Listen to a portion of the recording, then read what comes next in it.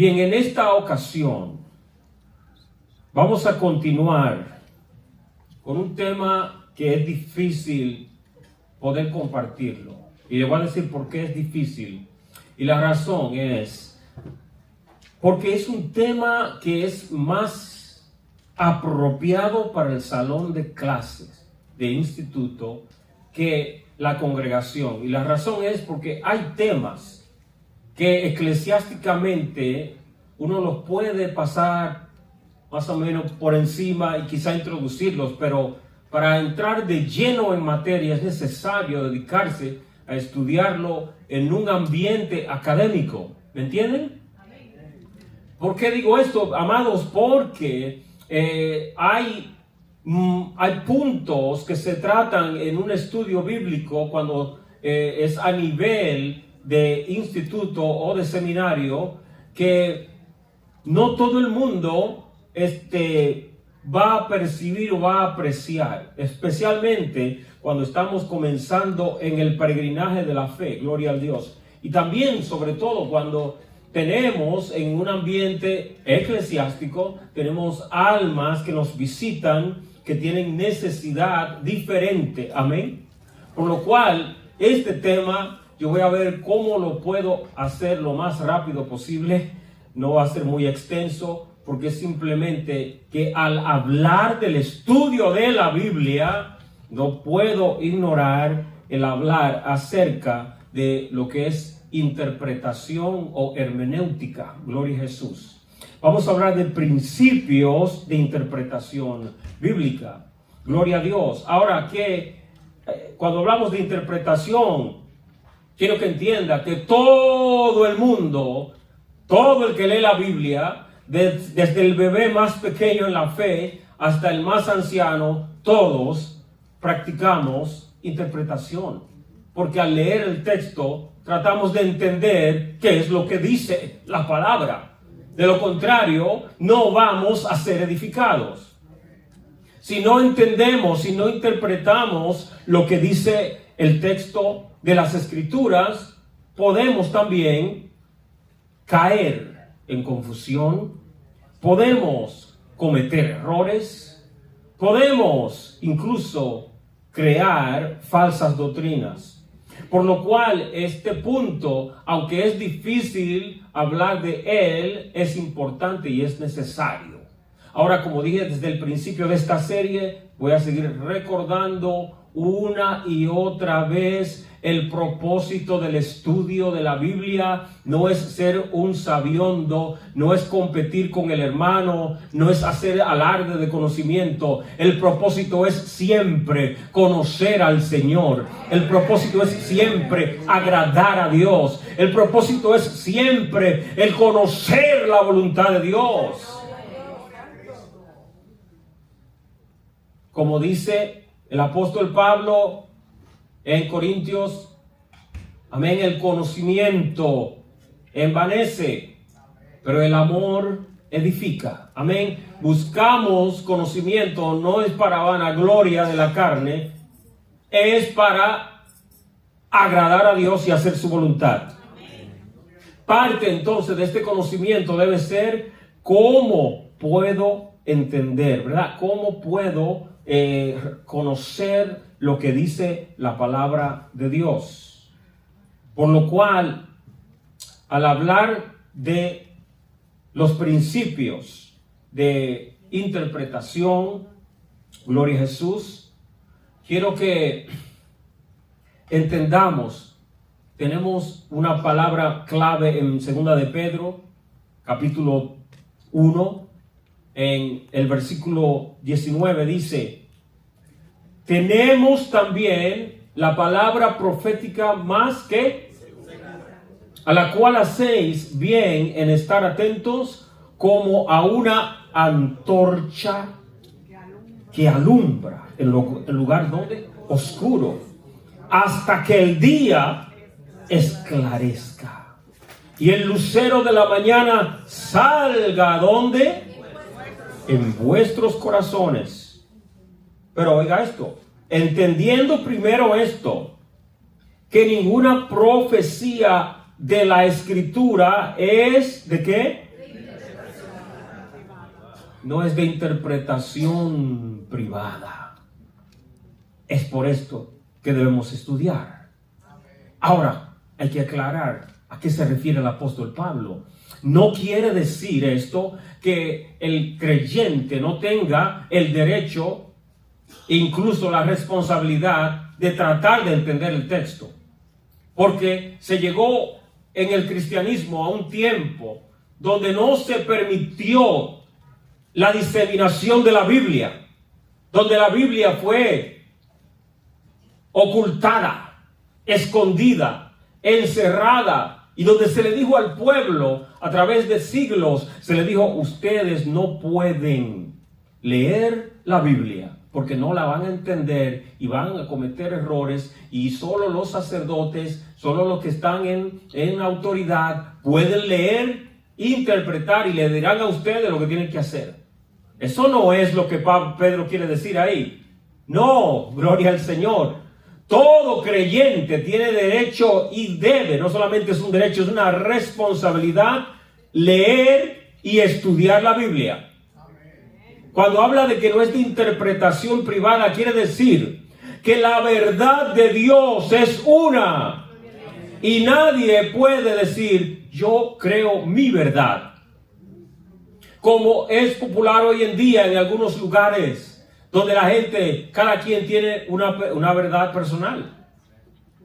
Y dice: bueno, tú creerás así, pero yo creo así, y fulano cree así, y fulana cree... No, esto no es la voluntad de Dios para la iglesia, que cada quien tenga una idea única y diferente de lo que Dios dice. Lo que Dios dice es claro. Y el que va a interpretar la palabra de Dios, para poder todos a una tener una interpretación común, tenemos que tener un solo espíritu, que se llama el Espíritu Santo de Dios. Cuando el Espíritu de Dios es quien nos guía, siempre Él nos va a guiar ¿a qué? A toda verdad. Cuando dan gloria al Señor. Por lo tanto, gloria a Dios, necesitamos entender, gloria a Jesús, que la interpretación bíblica no puede contradecir la verdad que ya ha sido revelada en otras partes de la Escritura.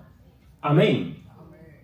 Cuando Dios transmite su mensaje, lo hace claramente, de tal manera que dice la Biblia, y este es un punto importante, la hermenéutica, ese nombre para esa materia, existe en los institutos bíblicos. Pero hermanos, para interpretar la Biblia no hay que ir al instituto. No. Todos los que hemos nacido de nuevo tenemos acceso a la interpretación divina.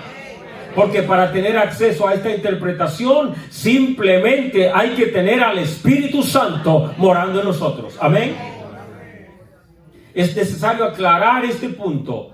Es bueno estudiar, es necesario prepararse si usted puede, amén. Pero conozco personas, y he conocido desde niño en el Evangelio, personas analfabetos que no saben leer y escribir. Y para aprender la Biblia, alguien tiene que leer el texto. Léanme allí, léanme donde Jesús habló tal cosa, vean en tal sitio, y luego van y predican de lo que oyeron. Gloria a Dios.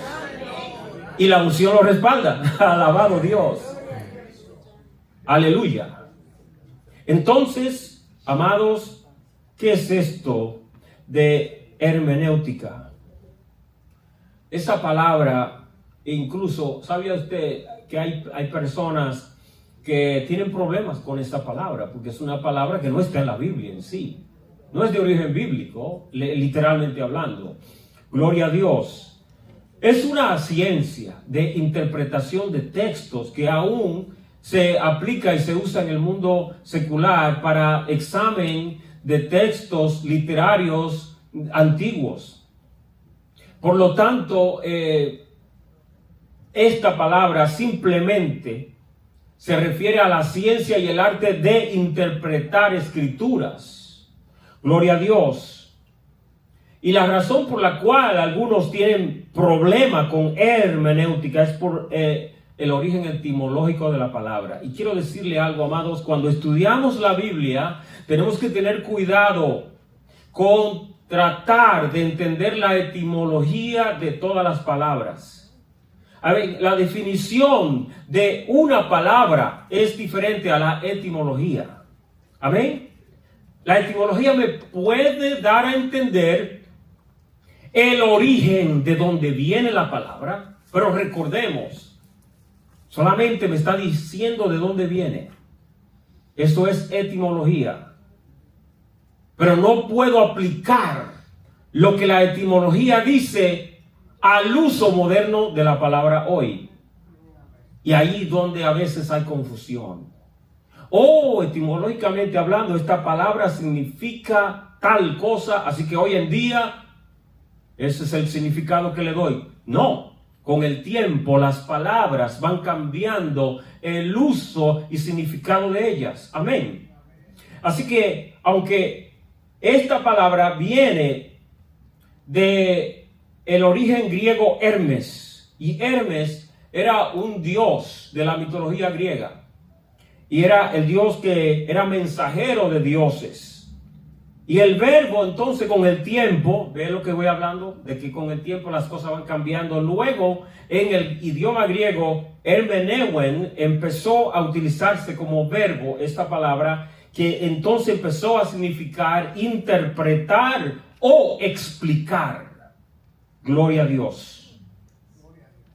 Entonces, desde los tiempos más antiguos, los creyentes han tratado de entender, de interpretar, de explicar lo que dice el texto bíblico, y como esta disciplina de esta ciencia se empezó a diseminar en el mundo, también se llegó a aplicar al estudio de la Biblia. ¿Y sabe por qué? Por esta razón, amados hermanos, cuando leemos la Biblia, encontramos que está compuesta de diferentes géneros literarios. Por lo cual, aunque usted y yo no querramos llamarle quizá hermenéutica, y no es necesario llamarle así, una cosa es cierta: cada vez que leemos cuidadosamente, cada vez que estudiamos, estamos haciendo el ejercicio y la disciplina de la interpretación. Amén. Por esto entonces es que tenemos que hablar de lo que es la interpretación de las Sagradas Escrituras.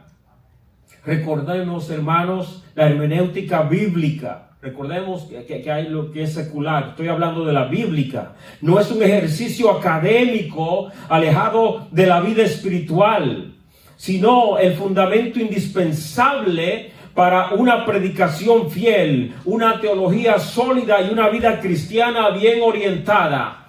La hermenéutica espiritual depende de la guía del Espíritu Santo de Dios. Es necesario entonces en oración buscar entender la palabra. No se trata de inteligencia humana. No se trata de un alto intelecto. No, se trata de ser dirigido por el Espíritu de Dios. Aleluya. Bien, entonces, esta es la definición de lo que es esta palabra. Dice aquí, la hermenéutica bíblica es la ciencia y el arte de interpretar fielmente las Escrituras, buscando comprender el significado que el autor original pretendió en su contexto antes de aplicarlo hoy. Selah. No puedo leer la Biblia y de una vez aplicar lo que dice sin primero entender el mensaje que el autor quiso transmitir. Cuando Pablo escribe en una epístola, o cuando uno de los profetas escribe, ¿qué quiso el escritor decir de parte de Dios al pueblo?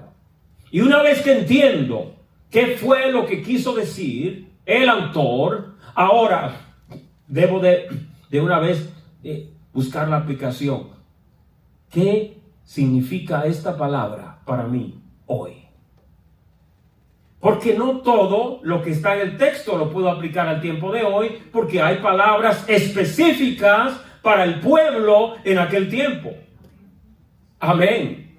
Cuando Jeremías le habla al pueblo en Jerusalén y les habla y les advierte, si no se arrepienten, la invasión va a venir, la destrucción viene a la ciudad. Eso era una palabra específica para Jerusalén. Pero aunque era para Jerusalén, cuando leo el contexto de todo lo que dice, luego yo traigo una aplicación a mi vida. Una aplicación a una verdad espiritual que es firme en todos los tiempos. Gloria al Señor. Entonces, amados, dentro de lo que es la hermenéutica hay muchos principios y métodos. No podemos hablar de todos, simplemente esto es una introducción. Vamos a ver cuáles son los principios que podemos tratar así como una introducción simplemente.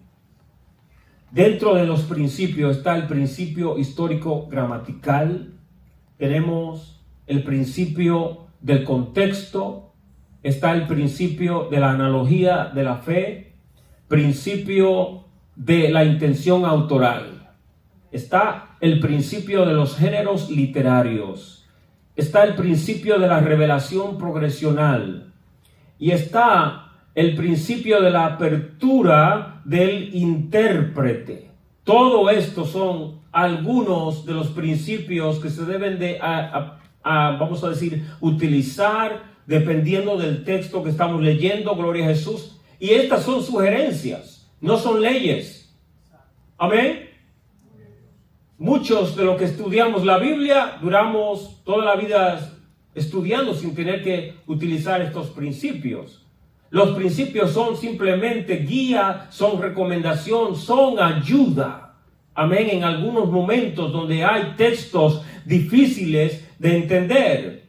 Vamos a ver entonces, uno por uno, veamos el primero, que es el principio histórico gramatical. ¿Cuál es este? Gloria a Jesús. El primer y más fundamental principio de la hermenéutica evangélica es este principio. Porque sostiene que el significado de un texto bíblico debe buscarse en el sentido natural de las palabras, tal como fueron entendidas en su contexto histórico y lingüístico original. El intérprete debe preguntarse qué quisieron decir estos autores a sus lectores del siglo I o los del siglo X antes de Cristo. Y con estas palabras específicas, ¿qué quiso decir el autor en esta situación? Gloria a Jesús. La dimensión gramatical exige un estudio cuidadoso de los idiomas originales. ¿En cuáles idiomas se escribió la Biblia?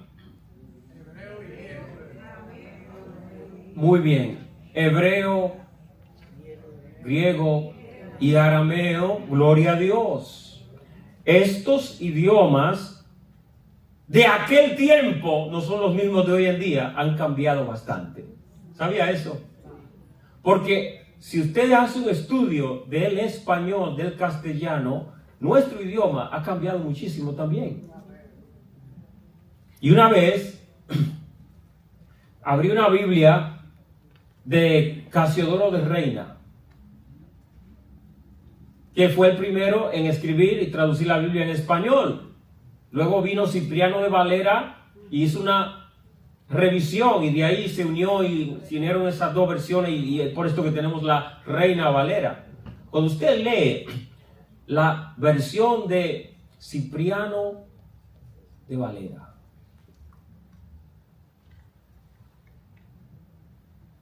o Casiodoro de Reina, que no recuerdo el año en que se escribió exactamente, pero fue en los 1500 por allá atrás. Yo me quedé asombrado que casi no entendí. Y creía que estaba leyendo en griego, hermanos. de tantas palabras rarísimas que no existen ya hoy en día o que su uso se ha transformado totalmente. Y si esto ocurre en nuestro idioma solamente en 500 o 400 años de nuestra historia, imagínense la Biblia en ese hebreo desde el tiempo del Génesis hasta hoy, cuando alaban a Dios. Nosotros no apreciamos el trabajo duro y difícil de los traductores de la Biblia. Esto no ha sido fácil. Ha sido un proceso de siglos, un proceso de años de análisis, de estudio, gloria al Señor, para entender qué decían allá los autores en el tiempo original, gloria a Jesús. Por lo tanto, el contexto es importante en el sentido histórico, gramatical, gloria a Jesús. La dimensión histórica requiere que el intérprete se familiarice con el trasfondo cultural, político, religioso y social del mundo bíblico. Gloria a Dios. Debemos entender las costumbres judías del periodo. Es importante para entender muchos versículos de la palabra de Dios. Todos estos elementos iluminan el sentido de los textos. ¿Verdad? Gloria a Jesús. Yo quiero que veamos, por ejemplo, aquí en Lucas capítulo 4, versículo 10, dice: porque escrito está, a sus ángeles mandará acerca de ti que te guarden, y en las manos te sostendrán para que no tropieces con tu pie en piedra. Respondiendo Jesús le dijo: dicho está, no tentarás al Señor tu Dios. ¿Qué hizo Satanás? ¿Citó la Biblia, sí o no? Pero la citó bien mal. Está mandando a Jesús a suicidarse. Tírate de allá arriba que ellos te van a recoger los ángeles. Está usando Biblia. Y a veces hacemos casi parecido. Oh, esta promesa. Hay una iglesia en este país donde en los servicios tienen cascabeles. Sí, serpientes. Venenosas. No son de lujo, son venenosas. Porque tomaron la cita bíblica de que en las manos tomará serpiente y no, y van y en el culto, parte del culto es: atrévase, hermano, atrévase a poner.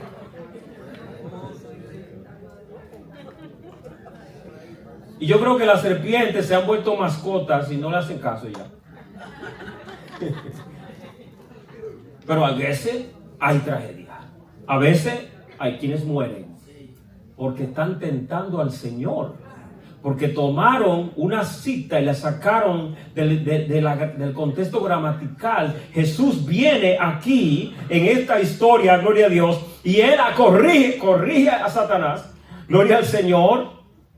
Y entonces, ¿qué hace? Jesús viene y toma y le cita de lo que está escrito en Deuteronomio y aporta entonces un contexto más amplio acerca de las promesas divinas. Ven que no se puede tomar una escritura fuera del contexto y luego aplicarla a lo que yo quiera. Y vemos aquí un ejemplo claro de la importancia de una interpretación bíblica que sea sana, que sea correcta. ¿Dicen amén? Amén. Tenemos otro principio que dijimos, que es el de el contexto bíblico. El principio del contexto se refiere a que cuando estudio la palabra de Dios para tener una hermenéutica sana, gloria a Jesús, para poder interpretar bien lo que dice la Biblia, no puedo aislar el texto de lo que dice el capítulo y de lo que dice el libro y de lo que dice la Biblia entera. Todo el contexto es importante, es necesario entenderlo y analizarlo. El contexto inmediato comprende los versículos que rodean la cita que leí.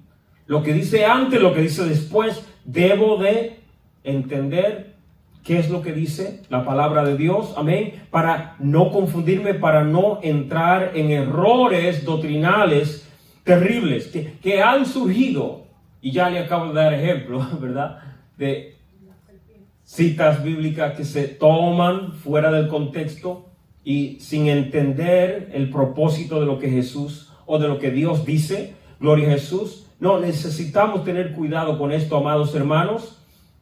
En Mateo capítulo 18 o 20 dice: porque donde están 2 o 3 congregados en mi nombre, allí estoy yo en medio de ellos. ¿Es eso verdad, sí o no? Amén. Pero por costumbre aplicamos esta cita a toda reunión, y en ese texto bíblico no se refiere a todo tipo de reunión. Si uno lee el contexto, entiende que el Señor Jesús allí está hablando de algo específico. Amén. Yo sé que ahora mismo el Señor está aquí, estamos reunidos en su nombre. Amén. Pero la razón principal por la cual Jesús está aquí, esa no es la cita importante para nosotros. Es cuando antes de él irse, Él dijo: no les dejaré huérfanos. Estaré con vosotros los domingos. No fue. ¿Cómo fue que dijo? Todos los días hasta el fin. ¿Cuánto alaban a Dios? Entonces Él está aquí hoy. Alaba al Señor. Gloria a Dios. Pero, ok, entonces, esta cita bíblica específicamente, cuando vemos lo que dice allí, encontramos que desde el versículo 15 al 20, Jesús trata con el tema de la disciplina eclesiástica y el atar y desatar 2 o 3. Cuando dice que 2 o 3 que aten cualquier cosa en la tierra será atado o desatado en el cielo. Se refiere a los testigos de un proceso disciplinario en la iglesia. Lo que está Jesús indicando es: hay una autoridad eclesiástica que he dejado en la tierra. Y lo que ustedes decidan en ese juicio eclesiástico donde se va a disciplinar y se va a poner orden, yo estoy allí en medio de ustedes para respaldar esa reunión, para que se ponga orden en mi pueblo. ¿Cuánto alaban a Dios? Pero vemos entonces cuán bueno es leer el contexto, ¿verdad? Porque, de nuevo, cuando sacamos con pinza la escritura y luego digo, bueno, si 2 de nosotros se ponen de acuerdo, ya, cualquier cosa es nuestra. Bueno, eso no fue lo que Jesús dijo allí. En el contexto bíblico de acá, Jesús está hablando de una reunión para un juicio disciplinario. Amén. Es bueno saber y entender esto para luego no aplicar la escritura incorrectamente, porque luego venimos a pelear con el diablo y no nos hace caso. Dice que, porque recuerden, sabe Biblia. Luego dice: ¿qué es lo que está orando este? No entiende. No le hace caso a uno. Pero cuando uno viene con lo que dice la Biblia, ¿no?, con las promesas, y la aplicamos certeramente, ¿dónde va? El enemigo sale picado de ahí. Dice: hombre, ¿por qué se puso a estudiar la Biblia? Ahora tengo que irme. Gloria a Dios. ¿Por qué? Porque la promesa que apliqué va conforme a lo que el texto bíblico dice. Gloria al Señor. El principio de la analogía de la fe, ¿a qué se refiere? Oh, gloria a Dios. Esto, en fin, es lo que los reformadores, dado que los reformadores y la tradición evangélica afirman que la Biblia es inspirada por un único espíritu divino, se asume una coherencia fundamental en su mensaje. Los pasajes oscuros o difíciles deben iluminarse a la luz de los pasajes más claros que tratan el mismo tema. Y debe decirle: hay bastante escritura que es oscura para nosotros, hasta que Cristo venga. Hay temas que no vamos a entender. Amén. Pero cuando trato de entender, de interpretar lo que dice la palabra, debo de apoyarme en lo que está claro en el texto bíblico. Cuando Martín Lutero buscó comprender el tema de la justicia de Dios en Romanos 1:17, fue el Salmo 31 y el capítulo 2 de Habacuc, en el versículo 4.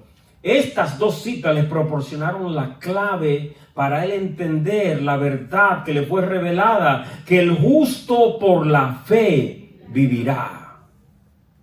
La analogía fidei no suprime la diversidad literaria y teológica de los distintos libros bíblicos, sino que reconoce que en su diversidad los escritos apuntan hacia una revelación clara que culmina en la persona de Jesucristo. O sea, el peligro que debe evitarse en la aplicación de este principio es una armonización forzada del texto. Gloria a Dios. Hay tensiones legítimas, hay puntos difíciles de entender. No vamos a tratar de hacer caber dentro de la interpretación lo que yo entiendo que dice la palabra de Dios, ¿verdad? A la fuerza. No, gloria a Jesús. Ejemplo. Primera de Timoteo, capítulo 2. Versículo 14. Y Adán fue engañado. ¿Y Adán qué? No fue engañado, sino que la mujer, siendo engañada, incurrió en transgresión, pero se salvará engendrando hijos, si permaneciere en fe, amor y santificación con modestia. Esta escritura me dice a mí que la mujer, para salvarse, más le vale que empiece a parir. Aleluya. Aquí utilizamos el principio de la analogía de la fe. Es decir, amados, cuando vemos todo el consejo de Dios y entendemos que la salvación no es por obra, es obvio que Pablo no es eso lo que está diciendo ahí. ¿Cuántos dicen amén? No. ¿Por qué? Porque nunca puede haber contradicción en la doctrina. Y el mismo Pablo, ya él en sus escritos, inspirado por Dios, ha escrito que esto no es por obra para que nadie se gloríe. Gloria a Dios. Pues entonces, ¿de qué está hablando aquí? Es ahí donde hablamos que hay textos oscuros que son difíciles de entender, pero para poder aplicar o entender lo que dice el que está en oscuridad para nuestra mente, ¿ok? Entonces debo ir a los que están ya claros, revelados claramente, para entender lo que dice aquí. Y cuando veo claramente dentro del consejo entero de la Biblia que la salvación es por gracia, gloria a Dios. Ahora entonces tengo que irme para entender ese versículo 15. Tengo que irme a ver el contexto entero del libro. No del libro de Timoteo, no, del libro entero, la Biblia entera. Y cuando me voy al Génesis, gloria a Dios, vemos que Dios, recordemos, ¿no? Está hablando de la caída de Adán y Eva. Y Adán no fue el primero en caer. ¿Quién fue? Fue Eva. Sin embargo, oiga bien la gracia de Dios, porque fue una gran burla para el infierno, para Satanás. Un gran éxito el lograr engañar a Eva. Cuánta pompa, cuánto alarde se dio Satanás. La hice caer, celebrando él y los demonios. Y Jehová le dice: prepárate, te voy a enseñar ahora. Te voy a enseñar lo que es mi gracia. Cuanto alaba a Dios. Porque a esa que tú hiciste caer, de la línea de ella, no de la línea de Adán, cuanto alaba a Dios. El que te va a pisotear la cabeza no viene de Adán, viene de ella. Alaba. Es a ella que voy a utilizar para que a través del linaje, de la línea. Y el diablo empezó a rascarse la cabeza porque él sabe un chin de anatomía. Y dicen acá, pero la mujer no tiene esperma, no tiene simiente. No, pues de la simiente de ella, dice Jehová. Porque la simiente de ella no es esperma. Es mi semilla. Es mi esperma que va a venir a través de los siglos. Y en una mujer voy a glorificar mi nombre y te pisoteo la cabeza. ¿Cuánto alaban a Dios? Por lo cual, esto aquí en el versículo 15 no se refiere a todo que las hermanitas tienen que salvarse dando hijos. No, está aplicando un asunto espiritual de lo que ocurrió allá atrás en el pasado. Esto lo podemos aplicar y entender cuando entendemos el consejo de Dios en general de lo que dice la palabra. Gloria al Señor. Tenemos el principio de la intención autoral. En otras palabras, cuando estudio la Biblia, debo de tratar de entender, de percibir, de analizar qué quiso decir el autor del libro que estoy leyendo. Obviamente, como fue inspirado por Dios, ¿qué quiere Dios decirnos a través de la escritura de este varón que ha escrito la palabra de Dios? Gloria al Señor. Amados, la tradición cristiana ha hablado de una doble autoría en la Biblia. La del agente humano, por ejemplo Pablo, Isaías, Juan, etc. Y la del Espíritu Santo que los inspira. Gloria a Jesús. Así que un significado de lo que quiere decir el autor tiene que entenderse en este doble sentido. Porque cuando David escribe en los Salmos hay una intención en su corazón. Pero cuando está escribiendo, el Espíritu de Dios está trabajando también para tratar con nosotros. Porque cuando él escribe esos salmos mesiánicos, él está escribiendo para expresar su tribulación, su lucha, su batalla, su prueba en el desierto. Y viene Dios y toma su mano y ahí va injertando proféticamente los padecimientos de Cristo. El autor humano tuvo un propósito y el autor divino tenía su propósito ahí. Gloria al Señor. Gloria a Dios.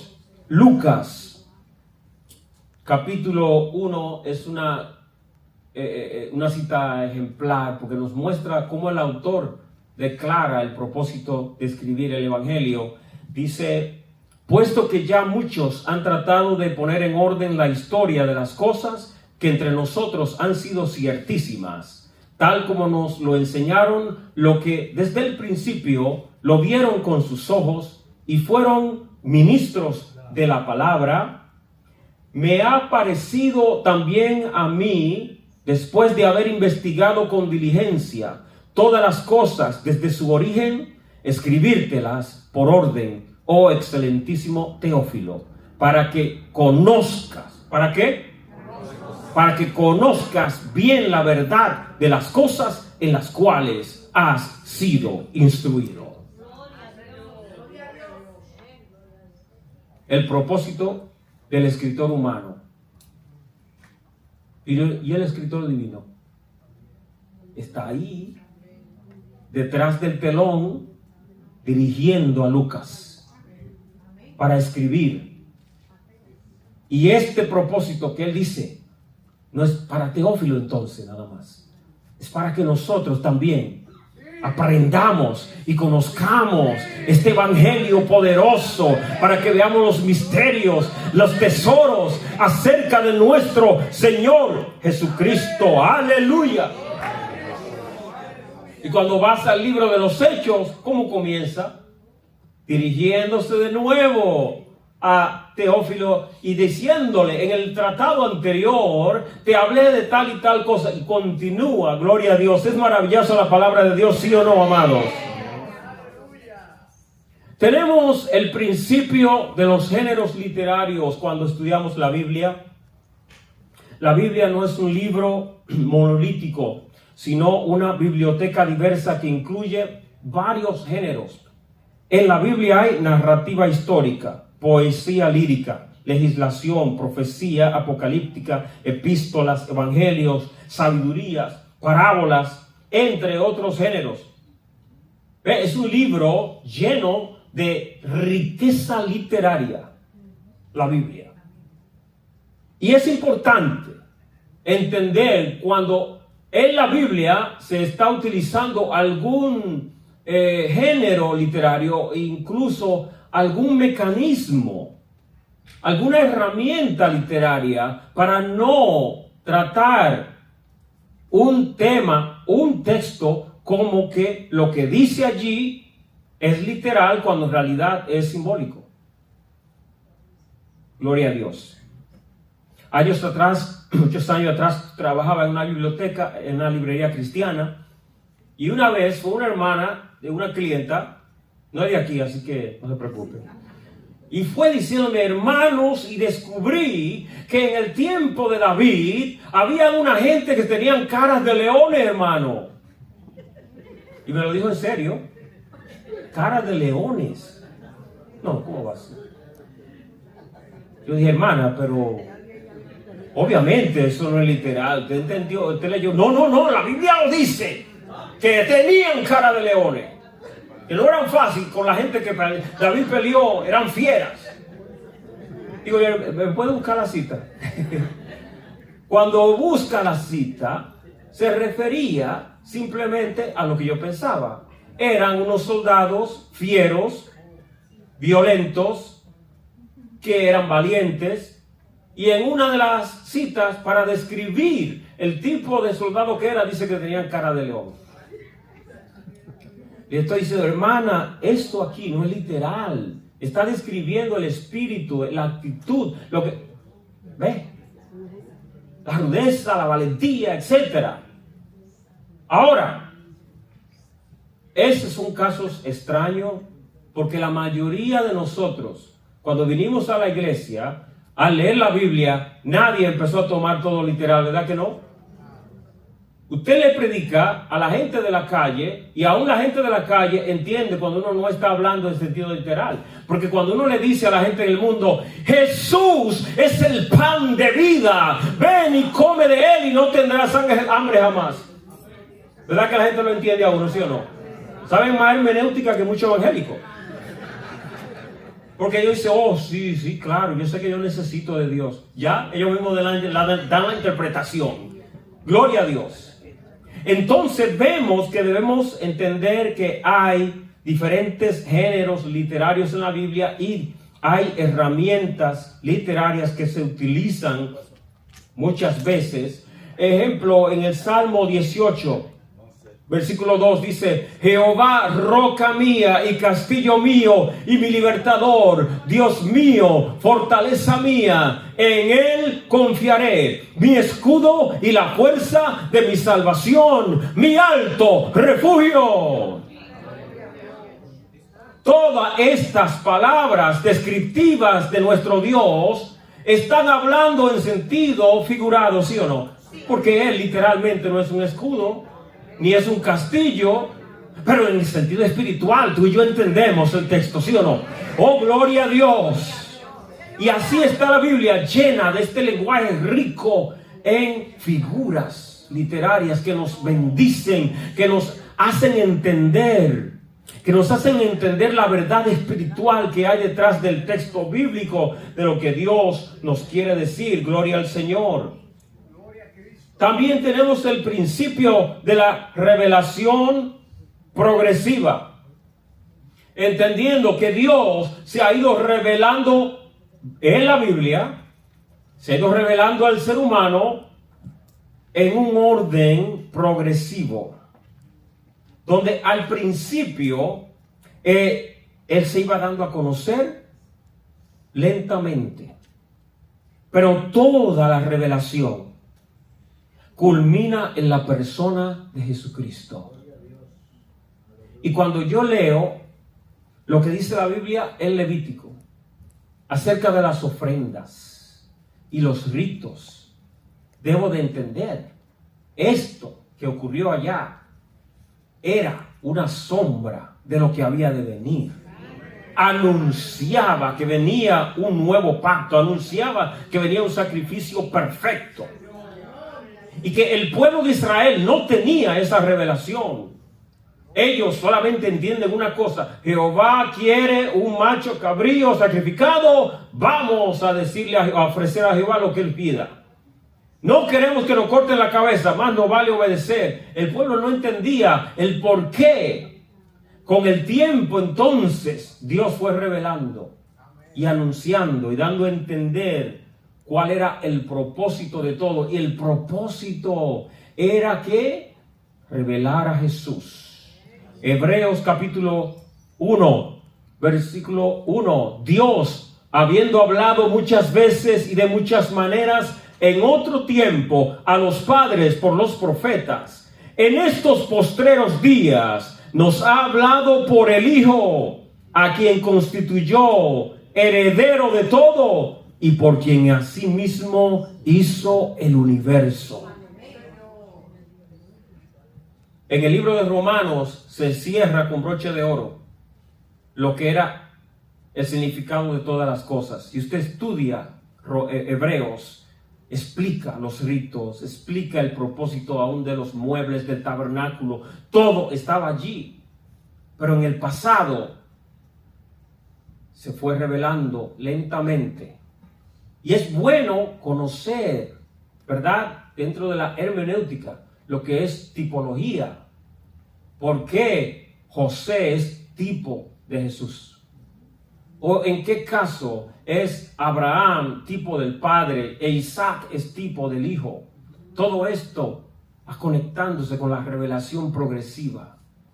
Y esto nos ayuda a apreciar más el tesoro de la palabra. Cuando vemos que no era accidental lo que ocurría en el antiguo pacto, que había un plan, que había un mensaje escondido, que había un tesoro ahí profundo que Dios estaba dando a conocer lentamente para luego en el nuevo pacto abrirlo y revelarlo todo a través de Jesús de Nazaret.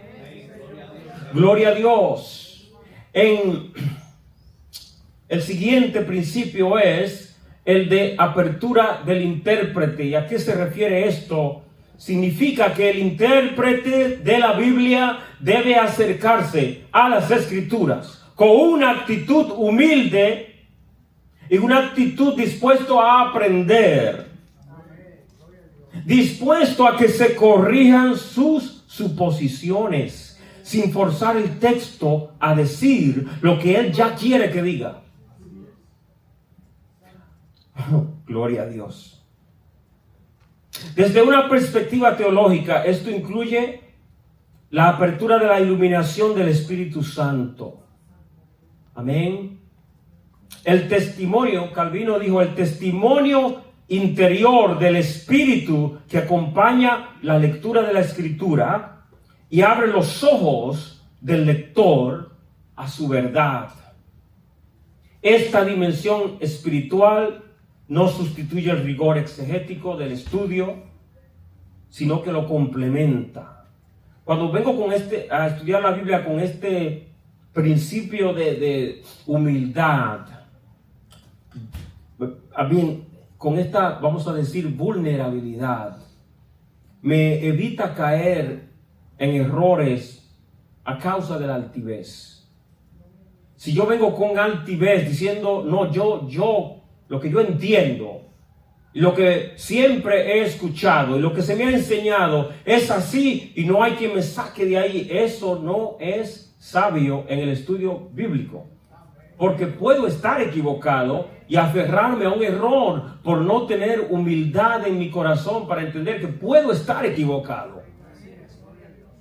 Por lo tanto, cuando vengo al texto bíblico, debo de venir con una actitud humilde, entendiendo que puedo quizás cometer un error si Dios no interviene, si Dios no me ayuda. Amén.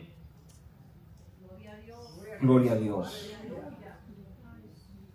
Efesios 2:8 dice, porque por gracia sois salvos por medios de la fe, y esto no de vosotros, pues es don de Dios, no por obras, para que nadie se gloríe.